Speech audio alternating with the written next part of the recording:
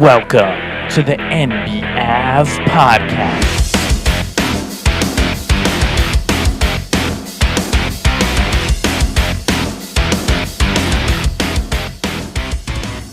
NBAV coming to you with a starting question of which is more laughable, which is more embarrassing.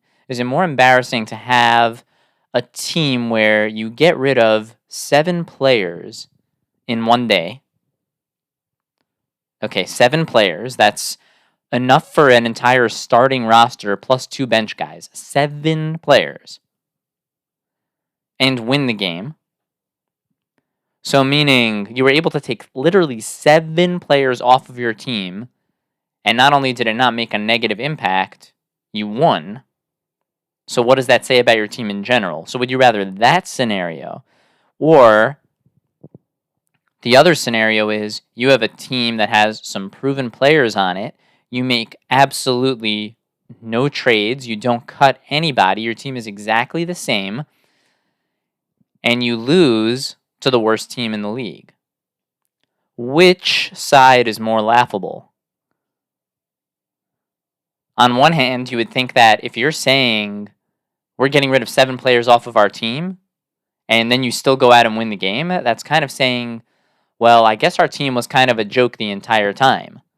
But on the other hand, if you are a team who has some veteran guys and you think you're good to go and you don't make any moves because you don't really see the need to make any moves, and you have literally the same team the day before the trade deadline as the day after the trade deadline, and you go in and you lose to a team that just got rid of 7 guys and is in a transitional phase, I mean, that's really, really embarrassing. Well, the 2 teams that I'm talking about right here are, on one hand, the Detroit Pistons. They literally got rid of, in the span of one day, just one day, one 24-hour day, really less than 24 hours, they got rid of Bojan Bogdanovic in a trade. They got rid of Alec Burks in that same trade over to the New York Knicks. They cut Joe Harris. They traded Monty Morris. They cut Killian Hayes. They cut Danilo Gallinari. And they traded away Kevin Knox. So that means they traded away Bogdanovic, Burks, Morris, and Knox. And they cut Gallo, Hayes, let's go through that one more time. They traded away Bogdanovic, Burks, Morris, and Knox. And they cut Joe Harris, Killian Hayes, and Danilo Gallinari. So they literally took 7 players off of their team. I mean, I don't know if this is a record because I wasn't sure how to look up such a thing, how to phrase that to the internet and get a clear answer back. What is the record for the amount of players that were on a team at the beginning of the day and then were no longer on that team at the end of the day? And bear in mind, it gets even worse because it's not like the players who they were bringing over in trades made it to the team before the game last night. So what happened was the Detroit Pistons went out and they actually beat the Portland Trailblazers in overtime in a game that they were losing by quite a lot, third, fourth quarter, and then they ended up coming back, taking the game to overtime and winning. Meanwhile, they have like a fraction of the team that they brought in at the beginning of the day. They were playing guys. Just listen to. You had a guy named Stanley Umudi playing in 29 minutes for the Pistons last night. Stanley Umude, not a player I ever heard of. And then you have a player playing 13 minutes named Jared Rhoden, number 8 Jared Rhoden, playing 13 minutes. So, I mean, they had to bring up players to play in this game who have probably never played in the NBA before. 7 players is basically an entire team. Like, I think the Knicks basically had to play 7 guys last night. 7 players is, a full team with a playoff rotation. And they literally lost 7 guys and then went out and beat the Portland Trailblazers, who felt that, you know what, we're good to go. We don't need to make a single move. Our team is set. We are good. Now, I understand that some of their players maybe didn't play last night, but I'm not exactly sure why. I don't understand why. Is DeAndre Ayton hurt? Could he not play in the game? The Iceman? The weather is getting a little cooler. I know he's not a fan of the ice, but he's not playing in the game, and then you have Malcolm Brogdon not playing in the game, but these guys didn't get traded, so where were they? Meanwhile, you have guys on the court like Tumani Kamara, Ashton Higgins, Justin Minaya, and Ebao Badji.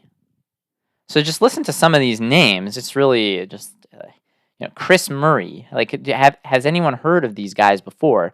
They were playing in the games, but I understand it from the Pistons side. I just don't understand what the Trailblazers were doing. What happened to their team? They didn't actually make any moves. So kind of a little mind-boggling. I don't really know what to say from a Trailblazers perspective, but the Pistons somehow managed to win the ball game in the same day that they, in my what might be a record, trading/cutting 7 different players off their team. Wow.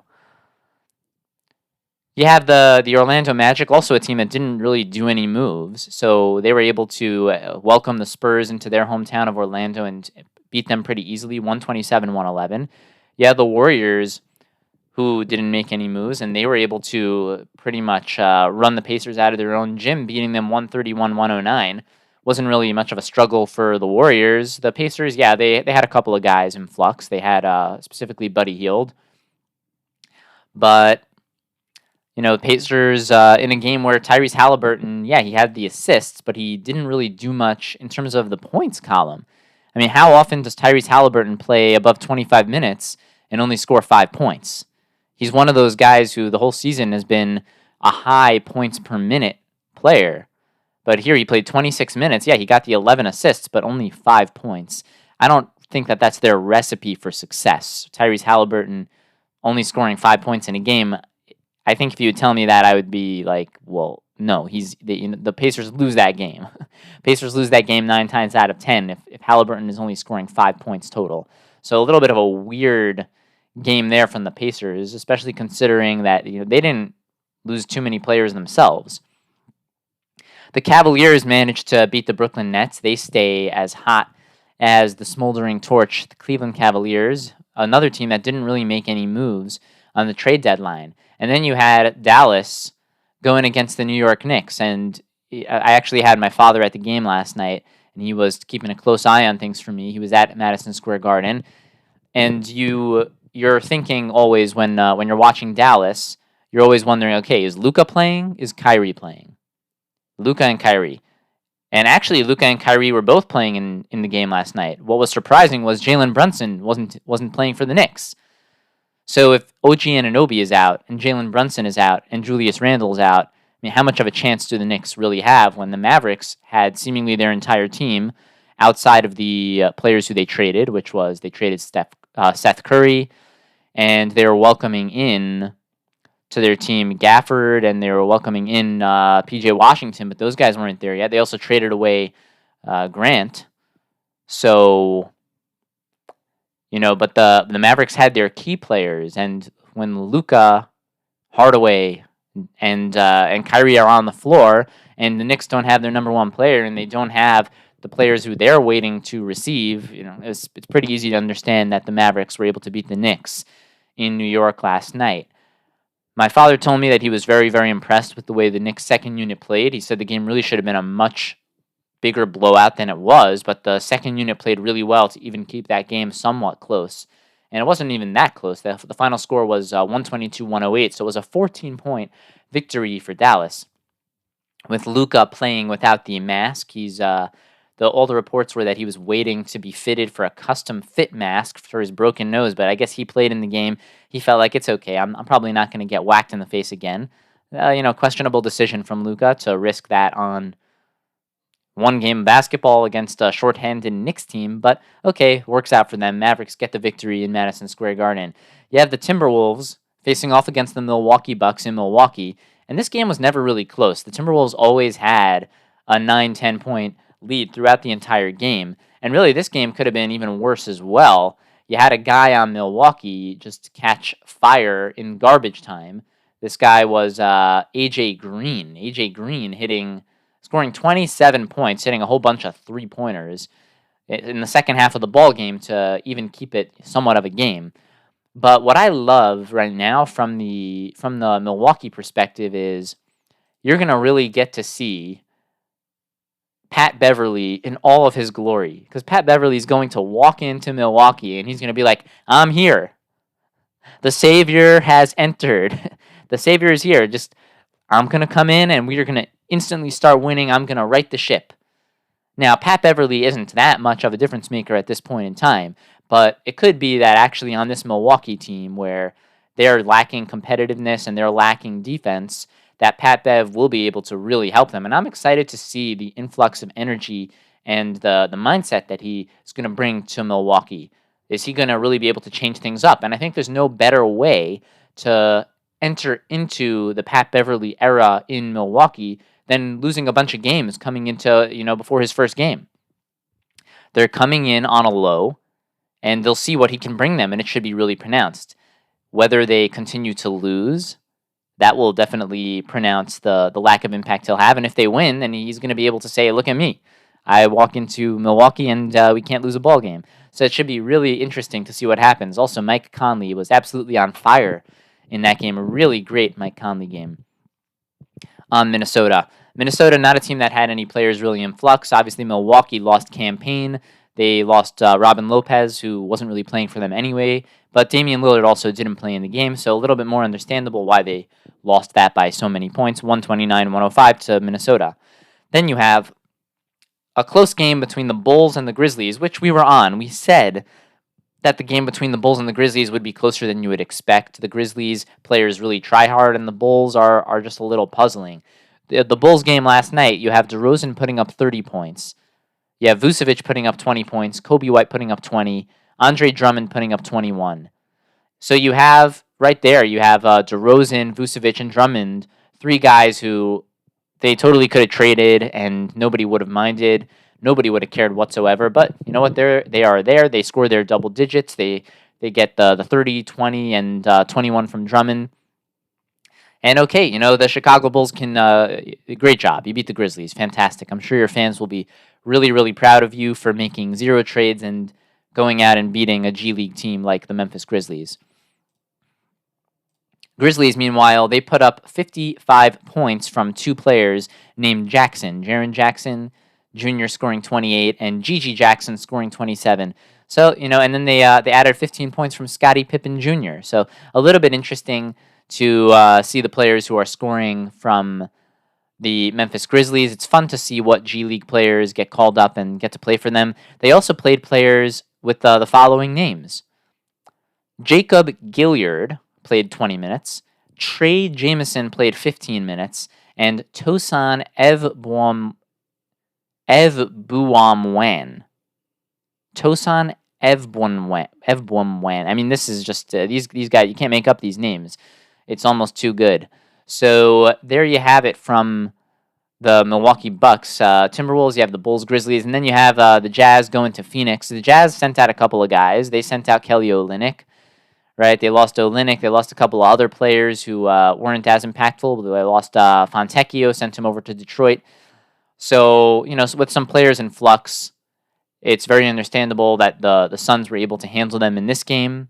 The Suns had their big three playing for them, right? The Suns had they didn't have the entire big three. They were missing Devin Booker, but it was enough with Kevin Durant and Bradley Beal that they were able to beat a short-handed Utah team, trading away some veterans, trading away some pieces that actually matter. They also traded away Ochai Agbaji, another guy who played real minutes for them. So Utah losing to Phoenix by 14 points in Phoenix, where Phoenix has proven that they're a pretty tough team to play on their home court, specifically in the fourth quarter. So Kevin Durant gets the job done. We already discussed the Pistons and the Trailblazers. The Pistons losing 7 players in one day and somehow beating the Trailblazers, who didn't lose a single guy. And then you have, of course, the game of the night. Maybe I should have led with this one. But you have the Nuggets versus the Lakers. in a game that was really getting close, coming down to the wire. And you had on one side you have Michael Porter Jr., where he scored a couple of short corner left short corner 3-pointers at the end of the ball game, and when his shot is going, it's really a thing of beauty. And he switched both of those shots that he got in the short corner. But the most important player of the night for Denver was Jamal Murray. Because Jamal Murray, when the game was tied, right with like about 2 minutes to go, the game was tied. Jamal Murray, after an Austin Reeves 3 that brought the game to a tie, Jamal Murray ran down the court immediately, hit a 3 right back to put the Nuggets back up by 3 in a game where the Nuggets had never been down the entire game. They were leading from start to finish. Lakers tie it up right near the end of the ball game off of an incredible, like a really, truly incredible block by Jackson Hayes. Jamal Murray was running the ball in transition. They had Nikola Jokic in the previous play hit Peyton Watson for an incredible dunk on a back cut. And they were going to get another dunk to Watson in transition, but an incredible hustle from Jackson Hayes. He ran down, he had the chase down block completely from behind. Whereas sometimes when LeBron gets those chase down blocks, they're kind of from behind, but from the side. Jackson Hayes basically swatted this one from completely behind. And it was an unbelievable rejection, one that almost resulted in them winning the ball game. Then they get the 3-pointer from Austin Reeves to tie it up, but Jamal Murray is just too cold. And it seems like he has a thing for absolutely torturing the Lakers like he did in the playoffs last season. And Jamal Murray hits not only the 3-pointer to get the 3-point lead back, but then the Lakers don't score, and Jamal Murray just runs it down the other way and takes a 2-point shot and hits it, and putting the Lakers up by 5, putting the Nuggets up by 5. And Jamal Murray could have taken more time off the clock. He didn't really hesitate on either the 3 or the 2, shooting them both early in the shot clock. But I guess when you're that good and you trust your shot that well and you know that you have a shot that should go in, you take the shot. And that was a really, really cold performance from Jamal Murray, just absolutely taking it back from the Lakers when the Lakers were hoping to snatch victory from the jaws of defeat. Nuggets winning 114-106, and that's going to place the Nuggets into a tie with Minnesota, who also won last night for first place in the Western Conference. I would say by the end of this, the Nuggets probably have the best odds to actually be the 1 seed in the Western Conference. The defending champions, they really have it rolling. They've played better in the last 20 games than the first 20 or so games. They're heating up heading into the All-Star break. They didn't need to make any moves anything to be changed on their team with the trade deadline. And right now, they gotta love the place that they're in. They're the defending champions, and they are poised to be the 1 seed in the West come playoff time. Outside of that, any other news to discuss? We have some games coming up tonight. There are 2, 4, 6 games of basketball on a Friday night. You have the Hawks, also a team who didn't do anything at the trade deadline, going into Philadelphia to face the Sixers. The Sixers are bringing over Buddy Hield. We'll see if he's available in this game. But still, they won't have Joel Embiid. So we'll see. Maybe the Sixers can put some 3-pointers together and get a victory at home. But most likely, the Hawks, who didn't have to trade anybody, who have the stability coming into this Sixers-Hawks matchup, the Hawks should be able to get the victory. Then you have the Rockets, another team totally silent at the trade deadline, going against the Raptors, who made a couple of moves, but the Raptors kept all of their key players. The only one they really traded out, I guess, who plays big minutes for them, was Dennis Schroeder. And they're bringing over Dinwiddie. We'll see if he's available in the game. That's the key to a lot of these ones. It's who's going to be available. If the Raptors are missing a bunch of guys, yeah, maybe the Rockets will win the game, but I would expect the Raptors, if they have Olynyk, if they have Dinwiddie, the Raptors should be able to give the Rockets all they can handle on their home court. The Raptors, when they're committed defensively, they can take the other team's offense out of it. So I would give the Raptors the edge in this game against the Rockets. Then you have the Wizards losing Daniel Gafford. They held on to Tyus Jones. I'm not really sure why they did that. I don't know where the Wizards think they're going. They're a bottom 3 team in the Eastern Conference, but they held on to Tyus Jones. Okay, for whatever reason. They're going to march into Boston, where they're going to get absolutely destroyed by the Boston Celtics. Celtics bringing over Xavier Tillman. We're looking forward to seeing what he can add to that already complete championship roster. Then you have the Hornets. They will be going into Milwaukee. Milwaukee is just in such a funk that it's actually conceivable that a Hornets team could give them a run for their money. Obviously, come playoff time, this will be a different story. Milwaukee will figure things out over the course of the next 30 games. But Milwaukee right now is in a place where any team can beat them. If they have Patrick Beverley in tonight's game, I'll be very curious to see what happens because I think he will add a whole new wrinkle to their team. If Damian Lillard's playing and Patrick Beverley's playing, then I'll be really excited to see the Bucks come out with a resounding victory at home. But if they are not playing, I could see a very strange upset with the Hornets getting rid of Gordon Hayward, who wasn't playing anyway. The Hornets getting rid of PJ Washington. Somehow, for some reason, they held on to Miles Bridges, a player who seemed to be garnering interest around the league. And the Hornets said, I guess we'll keep him. A bewildering decision from Charlotte, but they're a team who makes bewildering decisions on the daily. Then you have the Nuggets coming off of last night's win, going back-to-back. They're going to face off against Sacramento. Sacramento wasn't able to win their last one, so we'll see if they can get back into the win column against a pretty hot Denver Nuggets team. And then you have the Pelicans. They're playing pretty well right now. Brandon Ingram is playing very, very well. CJ McCollum is chipping in where he has to. And they'll be going against the Lakers. Lakers have to have a tough back-to-back, losing to the Nuggets last night and now playing a hot Pelicans team. So I would say the Pelicans really are in position to win this one. Pelicans, not a team that made any trades, and the Lakers as well, not a team that made any trades. Lakers losing last night, and we'll see if they can take this back-to-back and split it and go 1-1. There you pretty much have it. Things start to line up more clearly when you can see the teams actually playing with their newly acquired players, and we'll see that over the course of the next few days heading into the All-Star break. And then after the All-Star break, the action will really heat up. As we look in the standings, we have Celtics at 1. Cavaliers are in the 2 seed, and they've now, with Milwaukee continuing to lose and Cleveland continuing to win, Cleveland's up by 2 games. So they've increased that to 2-game lead for the 2 seed in the Eastern Conference. Pretty sweet if you're a Cleveland Cavaliers fan. Then you have Milwaukee at 3, tied with the Knicks in 4, so 3-4, you have Milwaukee and the New York Knicks tied.